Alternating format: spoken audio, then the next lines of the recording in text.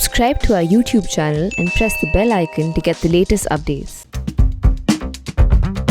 What an election it has been in Bihar. The NDA has finally come back to power, but not without the RJD under the young Tejasvi Yadav putting up a spirited fight.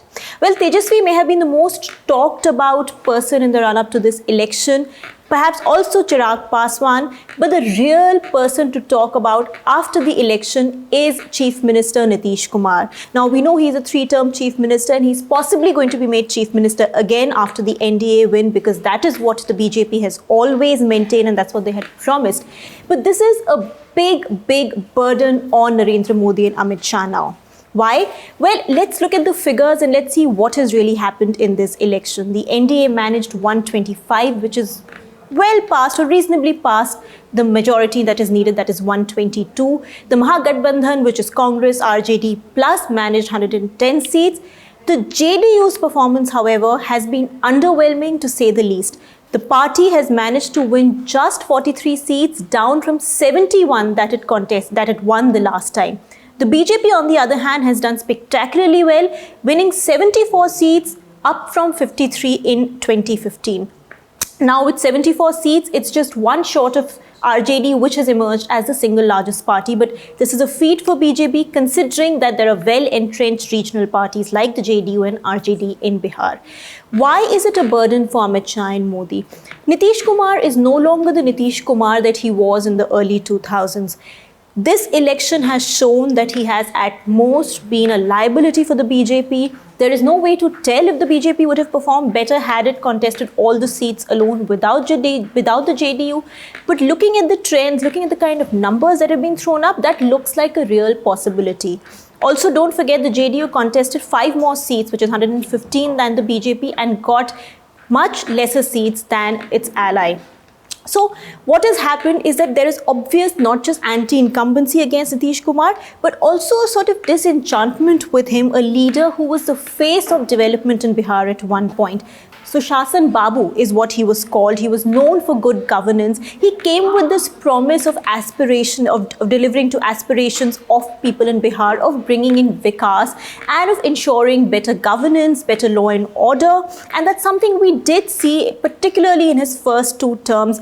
Big things like infrastructure development to small things like girls riding bicycles going to school. These became symbolic of the change that Nitish Kumar had ushered into Bihar, particularly after RJD's rule, which was seen as being, symbolic of jungle raj, of poor law and order, of lack of development, of backwardness, etc.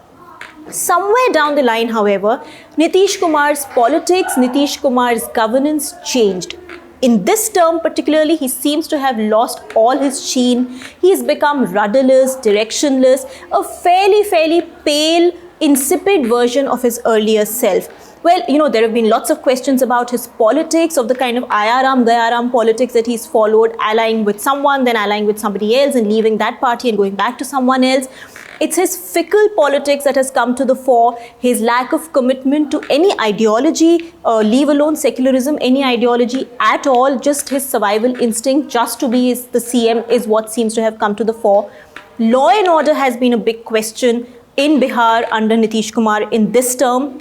There have been many issues with his 3rd term, as I've mentioned, and that precisely has what led to this completely underwhelming performance by the JDU. Nitish Kumar essentially is a jaded version of himself. Now, Narendra Modi and Amit Shah know that at this point, they may perhaps even make Nitish Kumar the CM. They may not have much of an option. Amit Shah had himself said that even if BJP gets more seats, Nitish would be made Chief Minister. But they are clever enough, they are crafty enough to know that 5 years of Nitish, 5 more years of Nitish, and letting Nitish be the face of the Bihar government under NDA will bog the party down in the 2025 assembly elections and possibly even in the 2024 Lok Sabha elections. Bihar has quite a few seats in the Lok Sabha as well. And this is something that Narendra Modi and Amit Shah cannot afford. They, at this point, may have to go in with this option, but sooner than later, they will have to remove Nitish Kumar. The question is when and how, and under what pretext can they do it if they don't do it right away when Nitish's performance is in front of everybody to see and everybody can see it has been underwhelming? Can the BJP afford to go for the 2025 assembly elections in Bihar with Nitish having been CM for 5 years and with the kind of backlash that perhaps it would see towards it? Now we know this is something I've argued in my earlier columns as well. What happens with the BJP is that they project Narendra Modi as the face. This has happened in this election also.